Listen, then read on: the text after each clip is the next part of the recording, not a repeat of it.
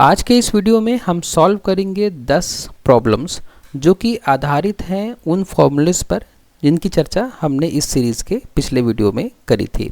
यानी हम आज 10 प्रैक्टिस प्रॉब्लम सॉल्व करेंगे जो आधारित होंगे सम डिफरेंस फॉर्मूले पर, प्रोडक्ट टू सम डिफरेंस फॉर्मूले पर और सम डिफरेंस टू प्रोडक्ट फॉर्मूले पर। तो चलिए शुरुआत करते हैं आज के इस वीडियो की और सबसे पहले हम सॉल्व करते हैं कुछ क्वेश्चन जो कि आधारित होंगे सम डिफरेंस फॉर्मूले पर। तो जैसे कि हमें यहाँ पे क्वेश्चन दिख रहा है कि calculate the value of sine 75 degree. तो अगर हमें साइन 75 डिग्री की वैल्यू कंप्यूट करनी है तो हमें कौन सा फॉर्मूला यूज़ करना पड़ेगा? तब हमें सम डिफरेंस फॉर्मूला यूज़ करना पड़ेगा। क्यों? क्योंकि देखिए साइन 75 क्या है कि साइन 75 की डायरेक्ट वैल्यू हमें नहीं पता। हमें क्यों नहीं पता साइन 75 की डायरेक्ट वैल्यू? क्योंकि 75 डिग्री पर जो वैल्यू होती है वो हमें याद नहीं है। हमें क्यों याद नहीं है? क्योंकि हमें याद है ये वैल्यूज़ 0 डिग्री पर, 30 डिग्री पर, 45 डिग्री पर और 60 डिग्री पर, 90 डिग्री पर, ये वैल्यूज़ हमें याद है। अगर हमसे बोला जाता कि आप बताइए कि साइन 0 डिग्री की वैल्यू क्या है तो हम बता सकते थे कि 0 होती है। साइन 30 डिग्री की वैल्यू बताइए तो हम बता देते कि 1/2 होती है। साइन 45 डिग्री की वैल्यू बताइए तो हम बता देते 1/√2 होती है। साइन 60 डिग्री की भी वैल्यू हमें पता है और साइन 90 डिग्री की वैल्यू भी हमें पता है। ठीक है, ये सारी वैल्यूज़ पता है, लेकिन हमें साइन 75 डिग्री की वैल्यू नहीं पता है। तो उसके लिए हमें क्या करना पड़ेगा? 75 को स्प्लिट करना पड़ेगा दो ऐसे एंगल्स में जिनकी वैल्यू हमें पता है। जैसे हमें साइन 45 की वैल्यू पता है और साइन 30 की वैल्यू पता है। तो हम ऐसा लिख सकते हैं 75 को कि 75 इज इक्वल टू 45 प्लस 30। अब इसका मतलब ये हुआ कि हमें कंप्यूट करना है क्या? हमें कंप्यूट करना है साइन 45 डिग्री प्लस 30 डिग्री। ठीक है, हमें ये कंप्यूट करना है। तो अब इसको एक्सपेंड करेंगे तो हमारे लिए कुछ फ़ायदे की बात हो जाएगी। क्या फ़ायदे की बात हो जाएगी? जब हम इसको एक्सपेंड करेंगे तो हमें साइन 45 की वैल्यू पता है, हमें साइन 30 की वैल्यू पता है और फॉर्मूला में कॉस आएगा तो उसकी वैल्यू हमें पता है। तो जैसे कि हम देख सकते हैं कि हमारे पास फॉर्मूला होता है कि sine A plus B equal to sine A cos B plus cos A sine B. ये फॉर्मूला होता है हमारा।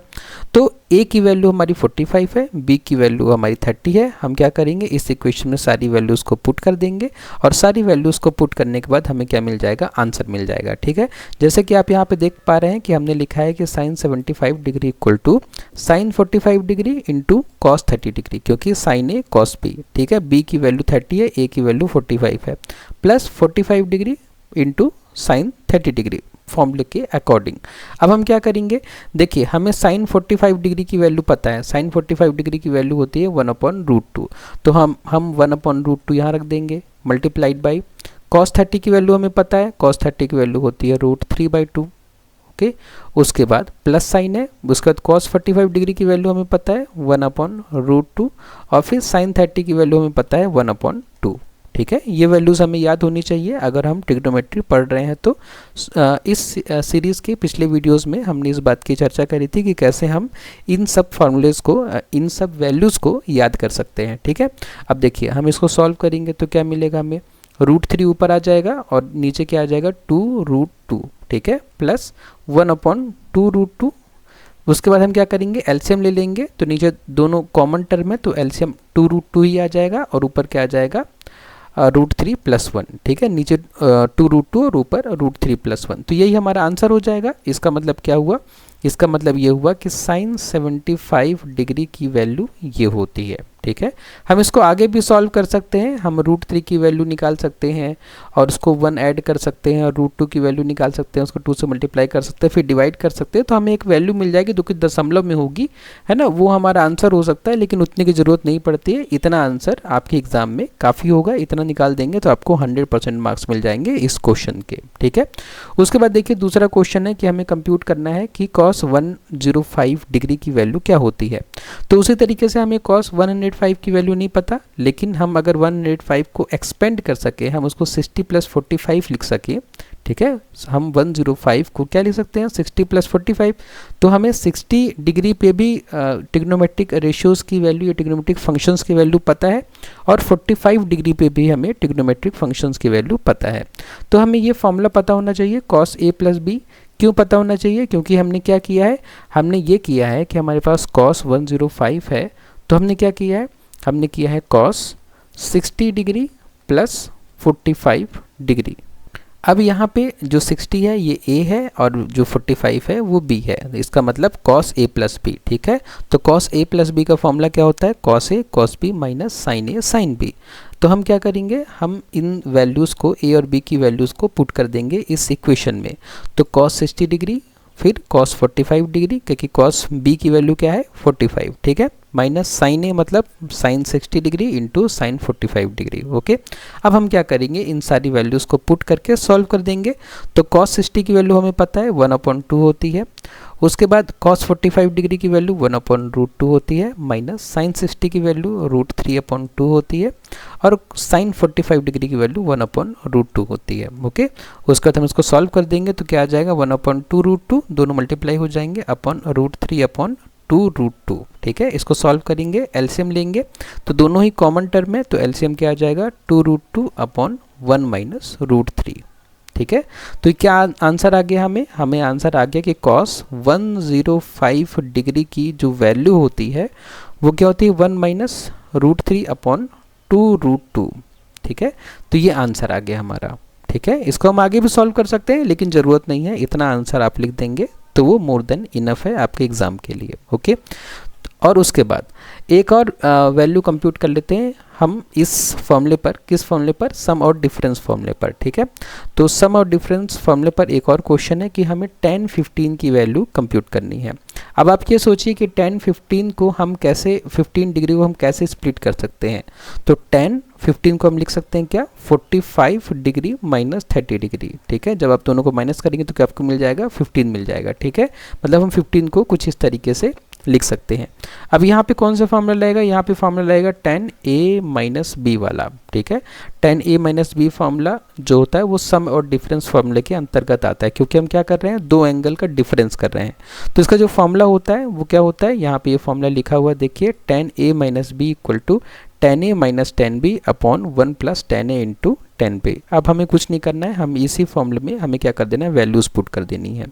तो tan 45 माइनस tan 30 और divide by 1 plus tan 45 into tan 30। हमने कुछ नहीं किया है, हमने a और b की वैल्यूज़ इस फॉर्मूले में पुट कर दी है। उसके बाद हमें पता होना चाहिए कि tan 45 की जो वैल्यू होती है 1 होती है और tan 30 की वैल्यू 1/√3 होती है। जब हमें इतना पता चल जाएगा, ये हमें कैसे पता चलेगा, ये हमें उसी टेबल से पता चलेगा जिसमें हमने सारे ट्रिग्नोमेट्रिक फंक्शंस की डिफरेंट एंगल्स पर वैल्यूज़ लिखी थी। ठीक है, आपको पिछले वीडियोस में अगर आपने शुरू से देखा इस वीडियो सीरीज़ को तो आपको ये सारी चीज़ें पता होंगी, है ना। और अगर आपने नहीं देखा है तो आप इस प्लेलिस्ट को शुरू से देखिए, आपको सारी चीज़ें एकदम डिटेल में मिल जाएंगी।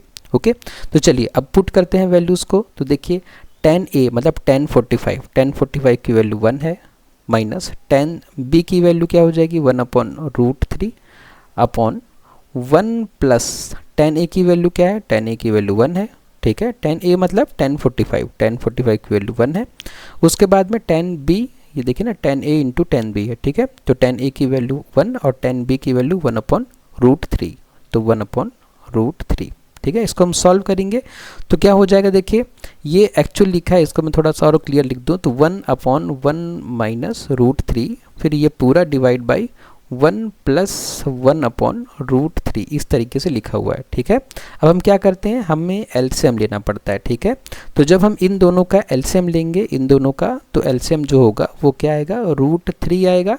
तो √3 जब आएगा तो यहाँ पे 1 कितने टाइम्स में √3 आएगा, तो √3 टाइम्स में √3 आएगा, तो ऊपर में क्या आ जाएगा, √3 आ जाएगा। ठीक है, √3। ठीक है, जब आप एलसीएम लेते हो तो आप ये देखिए यहाँ पे 1 लिखा है, तो 1 लिखने की वजह से आप ये देखिए कि √3 1 में कितने बार हम मल्टीप्लाई करेंगे, किसका मल्टीप्लाई करेंगे, तो √3 आएगा। तो 1 में हम √3 का मल्टीप्लाई करेंगे तो √3 आएगा, तो वो जो √3 है आप ऊपर लिख दीजिए। ठीक है, उसी तरीके से माइनस करिए। अब यहाँ पे देखिए, यहाँ पे ऑलरेडी √3 है। ठीक है, अब ये बताइए कि √3 में हम कितना के मल्टीप्लाई करें कि √3 ही आ जाए। तो √3 में हम 1 का मल्टीप्लाई करें तो √3 ही आ जाएगा, तो इसीलिए इस 1 में हम 1 से मल्टीप्लाई करके यहाँ पे डायरेक्ट 1 ही लिख देंगे। ओके, और उसके बाद में फिर से देखिए, यहाँ नीचे ये 1 है, ये √3 है, एलसीएम लेंगे तो √3 ही आएगा।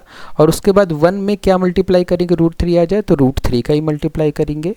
ठीक है। उसके बाद में √3 में किसका मल्टीप्लाई करेंगे, √3 आ जाए, √3 में 1 का मल्टीप्लाई करें तो √3 आ जाएगा, तो ये 1 × 1 क्या हो जाएगा, 1 हो जाएगा, ठीक है। इसके बाद हमें पता है कि देखिए यहाँ पे ये हमारा ये एक टर्म है, यहाँ पे देखिए ये एक टर्म है और उसके नीचे ये दूसरा टर्म है, ठीक है, 2 टर्म्स है हमारे पास। अब देखिए जब हमें इस तरीके से सिचुएशन आती है तो हमें क्या करना होता है, इसको ऊपर ले जाना होता है। जब हम इसको ऊपर ले जाते हैं जो कि डिवाइड में है तो ये मल्टीप्लाई में हो जाएगा और ये जो डिनोमिनेटर है वो न्यूमरेटर में आ जाएगा और न्यूमरेटर जो है डिनोमिनेटर में हो जाएगा, ठीक है। मैं करके दिखाता हूँ आपको।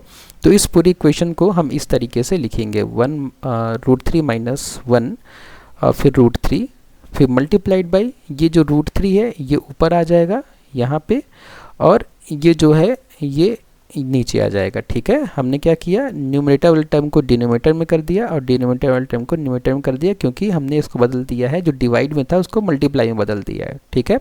अब क्या होगा देखिए यहाँ पे ये कट हो जाएगा, है ना, और हमारा आंसर क्या आ जाएगा, √3 - 1 अपॉन √3 + 1, ठीक है। लेकिन इतना आंसर सही नहीं है, काफ़ी नहीं है।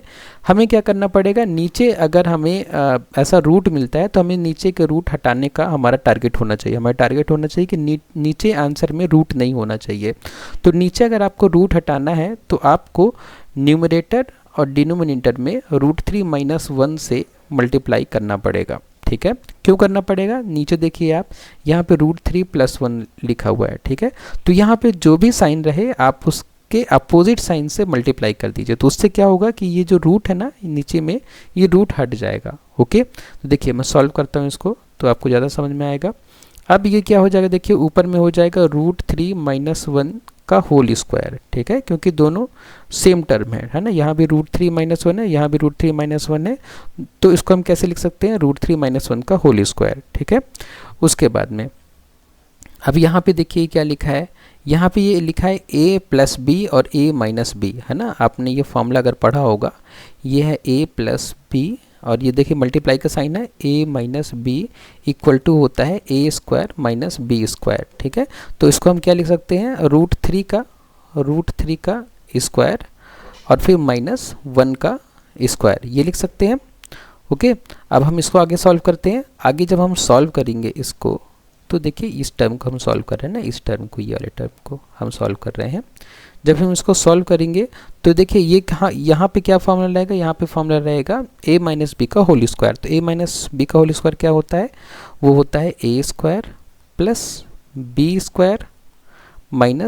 2a, a मतलब √3 और b 2ab, ठीक है, ये √3 है, अपॉन, और ये तो हो जाएगा देखिए √3 यहाँ पे लिखा हुआ है तो √3 का स्क्वायर क्या हो जाएगा, 3 ही हो जाएगा, तो यहाँ पे क्या आ जाएगा, 3 आ जाएगा और -1, ठीक है। अब इसको आगे सॉल्व करेंगे तो ये हो जाएगा √3 का स्क्वायर 3 ही हो जाएगा +1 और -2√3, है ना, अपॉन 2, ठीक है। 3 - 1 क्या आ जाएगा, 2 आ जाएगा। उसके बाद अब हम क्या करेंगे, ऊपर की न्यूमरेटर को सॉल्व करेंगे तो क्या आ जाएगा, ये 4, 3 + 1 4 -2√3 अपॉन 2, ओके। उसके बाद अब क्या कर सकते हैं, उसके बाद हम क्या कर सकते हैं, उसके बाद इसमें से 2 कॉमन ले सकते हैं ऊपर में, है ना। तो इस जगह 2 - √3 अपॉन 2, तो ये 2 और ये 2 कट हो जाएगा और उसके बाद हमें आंसर क्या मिलेगा, 2 - √3, आंसर क्या मिल जाएगा हमें, 2 - √3, ओके। तो यही आंसर देखिए यहाँ पे tan 45 डिग्री = 2 - √3 होता है। तो हम यहाँ पे लिख सकते हैं कि tan 45 डिग्री बराबर होता है 2 - √3 के, ठीक है। तो इस तरीके से इस क्वेश्चन को हम सॉल्व कर सकते हैं। अगर इस सॉल्यूशन में आपको कहीं पे डाउट आया है तो प्लीज़ मुझे कमेंट बॉक्स पे बताइए, मैं रिप्लाई करने की पूरी कोशिश करूँगा। उसके बाद हम आगे बढ़ते हैं और देखते हैं कि प्रोडक्ट टू सम डिफरेंस फॉर्मूले का उपयोग हम कब करते हैं, ठीक है। प्रोडक्ट टू सम डिफरेंस मतलब होता है कि कोई इक्वेशन आपको प्रोडक्ट के रूप में दिया हुआ है और आपको उसे कन्वर्ट करना है सम डिफरेंस में, ठीक है। तो जैसे कि हम यहाँ देख सकते हैं कि cos 15 डिग्री × cos 75 डिग्री, ये किस में दिया हुआ, प्रोडक्ट में दिया है, हमें कन्वर्ट करना है इसको सम में, या हमें अगर इसे सॉल्व करना है तो सॉल्व करने का कोई और तरीका तो हमें समझ में आ नहीं रहा है, क्योंकि ना ही हमें cos 15 डिग्री की वैल्यू पता है, ना ही हमें cos 75 डिग्री की वैल्यू पता है। तो अगर हमारे पास कोई ऐसा फॉर्मूला होता कि जो इसको एक्सपेंड कर देता, तो हम उस फॉर्मूले का उपयोग करके इसको सॉल्व कर सकते थे। तो क्या हमारे पास कोई ऐसा फॉर्मूला है? हाँ, हमारे पास ऐसा फॉर्मूला है cos A into cos B वाला। cos A into cos B में क्या होता है कि cos A into cos B equal to होता है half into cos A minus B plus cos A plus B. ठीक है, cos A प्लस बी आप यहाँ देख पा रहे हैं ये फॉर्मूला। इसीलिए हमें ये सारे फॉर्मूले याद होना चाहिए। हमें फॉर्मूले याद होंगे तब तो हमें पता चलेगा कि इन फॉर्मूलों का हमें कहाँ उपयोग करना है। तो जैसे कि हमें पता है कि cos A into cos B ये होता है, हम इसको एक्सपेंड करेंगे तो क्या होगा कि कुछ हमें ऐसे एंगल्स मिल जाएंगे जो कि जिनकी वैल्यू हमें पता होगी। तो जब मैं क्या करूँगा, ये यहाँ पे 15 जो है, ये 15 क्या है? A है, और ये 75 क्या है? B है ना। तो जब मैं A और B की वैल्यू इस इक्वेशन में पुट करूँगा तो आप यहाँ देख सकते हैं कि cos 15 into cos 75 equal to half, फिर cos A मतलब 15, B मतलब 75 है ना, फिर प्लस cos 15 प्लस 75, एक बार माइनस करना है फिर एक बार प्लस करना है। और जब हमने इसको सॉल्व किया तो हमें क्या मिला? cos माइनस 60 डिग्री मिला और cos 90 डिग्री मिला। ठीक है, दोनों का डिफरेंस करेंगे तो माइनस 60 डिग्री होगा और दोनों का सम करेंगे तो 90 डिग्री होगा। दोनों ही वैल्यू हमें नोन है, लेकिन यहाँ पे एक चीज़ करना और ज़रूरी है कि हमें पता होना चाहिए कि cos माइनस 60 जो होता है वो cos 60 के बराबर होता है। क्यों? क्योंकि हमने समझा था कि cos और sec दो ऐसे फंक्शंस हैं जिसमें अगर हम माइनस में करके कोई एंगल लिखते हैं तो ये माइनस को खा जाता है ना, माइनस को एब्जॉर्ब कर लेता है। माइनस और प्लस इसके लिए दोनों बराबर वैल्यूज़ होती हैं। ठीक है, क्योंकि हमने समझा था कि जब हम ऐसे क्वाड्रेंट्स बनाते हैं तो हम अगर माइनस 60 लिख रहे हैं तो ये 0 है अगर, तो माइनस 60 मतलब क्या कि हम जा रहे हैं फोर्थ क्वाड्रेंट में, और हमें पता है कि फोर्थ क्वाड्रेंट में cos और sec दोनों क्या होते हैं? दोनों पॉजिटिव होते हैं, है ना। तो जब हम माइनस 60 कर रहे हैं तो हम फोर्थ क्वाड्रेंट में आ रहे हैं, है ना, और फोर्थ क्वाड्रेंट में आ रहे हैं तो माइनस जो होगा वो प्लस में बदल जाएगा। इसलिए cos माइनस 60 जो होता है वो cos 60 के बराबर होता है, जिसकी वैल्यू 1/2 होती है, और cos 90 की वैल्यू हमें पता है कि 0 ही होती है। तो हम इन सारी वैल्यूज़ को इस इक्वेशन में पुट कर देंगे, इस इक्वेशन में। तो यहाँ पे क्या मिल जाएगा? 1/2, और फिर ये 1/2 आ जाएगा 60 की जगह, और ये 0 आ जाएगा 90 की जगह, और जब हम इसको मल्टीप्लाई करेंगे तो आंसर आ जाएगा 1/4। ठीक है, बहुत इजी क्वेश्चन है। इस तरीके से हम इस क्वेश्चन को सॉल्व कर सकते हैं। ठीक है, ये क्वेश्चन आपका 2 से 3 नंबर का आ सकता है। उसके बाद जो नेक्स्ट क्वेश्चन है वो भी इसी तरीके से है, बस वहाँ पे यहाँ पे cos की जगह साइन का उपयोग कर दिया गया है। ठीक है, sine 15 degree into sine 75 degree. तो हमने क्या किया? इस फॉर्मूले का यूज़ किया जो हमें पता था, जो हमने पिछले वीडियो में समझा था कि sine A into sine B जो होता है वो half into cos A minus B minus cos A plus B के बराबर होता है। तो हम क्या करेंगे? सारी वैल्यूज़ को पुट कर देंगे। देखिए यहाँ पे हमने सारी वैल्यूज़ को पुट कर दिया है। फिर से यहाँ पे देखिए कि यहाँ पे फिर से cos 60 आ गया है, cos माइनस 60 की वैल्यू क्या हो जाएगी? cos 60 की वैल्यू क्या हो जाएगी? 1/2 हो जाएगी, और cos 90 की वैल्यू 0 हो जाएगी। एकदम सेम क्वेश्चन है, बस डिफरेंस कहाँ पे आया है? इस माइनस साइन में। ठीक है, क्योंकि जब हम cos A cos B करते हैं तो सेम फॉर्मूला होता है, बस यहाँ पे प्लस हो जाता है। जब साइन A साइन B करते हैं तो सेम फॉर्मूला होता है, बस यहाँ पे माइनस हो जाता है। लेकिन इस माइनस की वजह से कोई फर्क नहीं पड़ रहा, क्योंकि यहाँ पे 0 है ना। हम 0 से किसी भी चीज़ को माइनस करेंगे तो हमें वही मिलेगा, इसीलिए इसका भी आंसर एकदम सेम है, 1/4, है ना। तो इस तरीके से हम प्रोडक्ट टू सम डिफरेंस फॉर्मूले का उपयोग करके क्वेश्चंस को सॉल्व कर सकते हैं। एक और क्वेश्चन है कि sine 75 degree into cos 15 degree क्या होता है। तो बस हमें फॉर्मूला पता होना चाहिए कि sine A into cos B का फॉर्मूला क्या होता है। अब फॉर्मूला कैसे याद होगा? मैंने पहले भी आपको बताया था कि फॉर्मूला याद करने का तरीका बस यही है कि आप इन फॉर्मूले पर आधारित क्वेश्चंस को सॉल्व करते रहिए। ये फॉर्मूले आपको बहुत आसानी से याद हो जाएंगे। तो sine A into cos B होता है 1/2 sine A plus B plus sine A minus B, है ना। और कुछ नहीं करना है, बस आपको A और B की वैल्यूज़ पुट कर देनी है। जैसे कि हमने यहाँ वैल्यू पुट कर दी है तो आपने देखा कि यहाँ पे 90 आ जाएगा, यहाँ पे 60 आ जाएगा।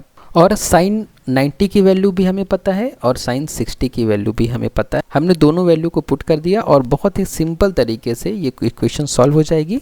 थोड़ा सा पिछले इक्वेशन से थोड़ा कॉम्प्लेक्स है तो मैं इसको सॉल्व कर देता हूँ। देखिए 1/2 है और फिर 1 + √3/2 है।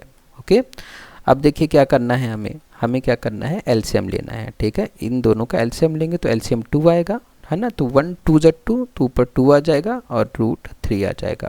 ओके, उसके बाद में हम आगे सॉल्व करेंगे तो क्या होगा, कुछ नहीं होगा, 1 ऊपर मल्टीप्लाई हो जाएगा, 2 नीचे मल्टीप्लाई हो जाएगा, तो 2 + √3/4 आ जाएगा आंसर। ठीक है, तो ये हो जाएगा आपका sin 75 × cos 15 की वैल्यू आ जाएगी। ठीक है, इसके बाद अगर आपके पास क्वेश्चन है कि cos 45 डिग्री और cos 15 डिग्री की वैल्यू निकालिए, तो वही फॉर्मूला जो हमने भी शुरुआत में उपयोग किया था, ये फॉर्मूला है ना। बस वैल्यूज़ चेंज है, तो आप जैसे ही वैल्यूज़ को पुट करेंगे तो cos 30 और cos 60 की हमें वैल्यू चाहिए होगी, आप उन वैल्यूज़ को पुट करेंगे तो बहुत आसानी से ये सॉल्व हो जाएगा इक्वेशन, और आपको आंसर मिल जाएगा √3 + 1/4। ठीक है, बहुत सिंपल इक्वेशन है। यहाँ देखिए 2 का क्या आ जाएगा, एलसीएम आ जाएगा, और √3 + 1 ऊपर आ जाएगा और नीचे 2 से मल्टीप्लाई हो जाएगा, तो इसलिए √3 + 1/4। ओके, बहुत इजी है ना, बहुत इजी है। आप एक बार करके देखेंगे, आपको खुद समझ में आने लग जाएगा। ठीक है, मैथमेटिक्स का सिंपल सा रूल बस यही है कि प्रैक्टिस करिए, जितना प्रैक्टिस करेंगे, देखिए वीडियो को सिर्फ देख के कोई फ़ायदा नहीं होगा। अगर आपको सच में समझना है तो आप वीडियो बंद करिए, पॉज करिए, और इस क्वेश्चन को आप लिखिए, और इस क्वेश्चन को आप खुद से सॉल्व करने की कोशिश करिए। जो सारे फॉर्मूलेज हैं, उन सारे फॉर्मूलेज को आप एक जगह लिख कर एक जगह चिपका लीजिए, लिख लीजिए कॉपी में, और उनको रोज़ एक बार थोड़ा देख लिया करिए, फॉर्मूले बहुत आसानी से याद हो जाएंगे। ठीक है, उसके बाद देखिए cos 60 डिग्री sin 30 डिग्री की वैल्यू हमें कंप्यूट करनी है, तो बस हमें cos A sin B वाला फॉर्मूला उपयोग करना पड़ेगा। हमने कुछ नहीं किया है, बस A और B की वैल्यू पुट करिए, दोनों को ऐड किया है, तो हमें sin 90 और sin 30 की वैल्यू चाहिए होगी। तो sin 90 की वैल्यू 1 होती है, sin 30 की वैल्यू 1/2 होती है। हमने 1 में से 1/2 माइनस कर दिया, तो हमें आंसर क्या मिल जाएगा, 1/4 मिल जाएगा। ठीक है, तो ये हमारा आंसर आ जाएगा जब हमारा cos 60 डिग्री और sin 30 डिग्री की वैल्यू कंप्यूट करनी है। उसके बाद अगर हमें क्या करना है, हमें सम डिफरेंस से प्रोडक्ट की तरफ जाना है। ठीक है, हमें फॉर्मूला कौन सा यूज़ करना है, सम डिफरेंस टू प्रोडक्ट वाला, मतलब हमारा जो क्वेश्चन रहे वो सम डिफरेंस में दिया रहे। देखिए जैसे ये सम में दिया है, हमें इसको प्रोडक्ट की तरफ लेके जाना है। क्यों लेके जाना है, क्योंकि हमें ना ही sin 75 डिग्री की वैल्यू पता है, ना ही sin 15 की वैल्यू पता है। अगर पता होती तो हम डायरेक्टली वैल्यू पुट करके आंसर निकाल देते, लेकिन हमें नहीं पता, तो हम सोचते हैं कि शायद हम इस फॉर्मूले को अगर यूज़ करें तो हमें कुछ ऐसा एंगल मिल जाए जो हमारे काम का हो। तो हमने क्या किया, ए और बी की वैल्यू पुट कर दी। देखिए यहाँ पे है ना, जो फॉर्मूला है, तो 2 sin A + B/2 A - B/2, तो A + B जब हमने किया तो 90/2 आया। इसका मतलब 90/2 क्या हो जाएगा, 45, तो sin 45, और cos ये क्या हो जाएगा, 60/2 मतलब 30, तो cos 30। अब sin 45 की वैल्यू ही पता है हमें, और cos 30 की वैल्यू भी पता है।